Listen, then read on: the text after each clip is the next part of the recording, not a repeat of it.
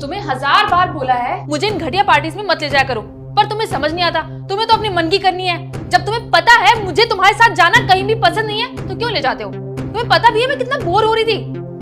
मेरे ऑफिस के सारे कलीग अपने अपनी वाइफ को लेके आ रहे थे, इसी वजह से मैं तुम्हें लेके गया हूँ। मेरा कोई शौक नहीं तुम्हें कहीं भी लेके जाने का, समझी? जब शौक नहीं है तो लेकर क्यों गए थे?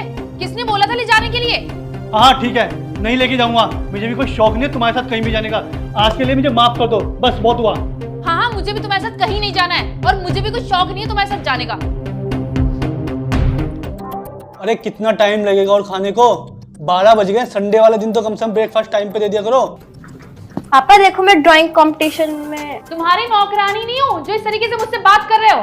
तुम भी ऑफिस जाते हो और मैं भी ऑफिस जाती हूँ, और अगर एक दिन मैं खाना नहीं बनाऊंगी तो तुम भूखे नहीं मर जाओगे। आज संडे है, कम से कम आज के दिन तो मुझे बख्श दो। वर्किंग डेज में भी तुम्हारे लिए खाना बनाऊं और संडे के दिन भी तुम्हारे टाइम पे खाना चाहिए।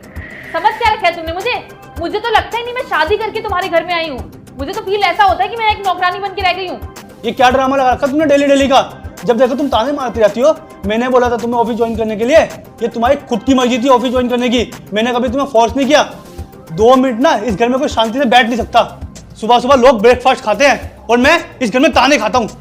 मन करता है चला जाऊं यहाँ से कहीं। बस मेरे लिए मत बनाना खाना, जा रहा हूं मैं।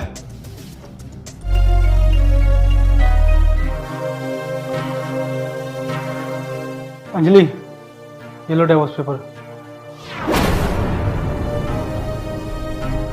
बहुत हुए डेली के ड्रामे, अब मैं तुम्हारे साथ नहीं रहना चाहता। कल तक पढ़ के साइन कर देना। हाँ ठीक है, दे दूंगी तुम्हें डाइवोर्स। मुझे भी तुम्हारे साथ रहने का कोई शौक नहीं है।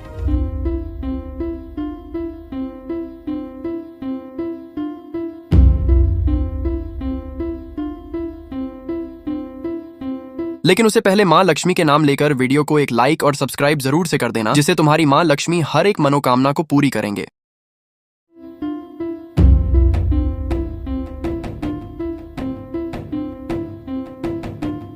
एक बार भी मेरे बारे में नहीं सोचते पापा कि आपकी भी एक बेटी है, उसे आप दोनों के प्यार की जरूरत है और मैं आप दोनों के बिना नहीं रह सकती।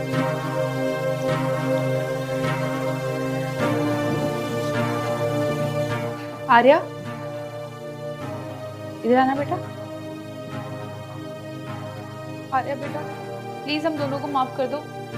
हम दोनों से बहुत बड़ी गलती हो गई। हम आपस की लड़ाई में इतना बिजी हो गए कि हम तुम्हारे बारे में ही भूल गए कि हम जब ऐसा करते तो तुम पे क्या बीतती होगी, कि जब हम लड़ते तो तुम पे क्या बीतती होगी।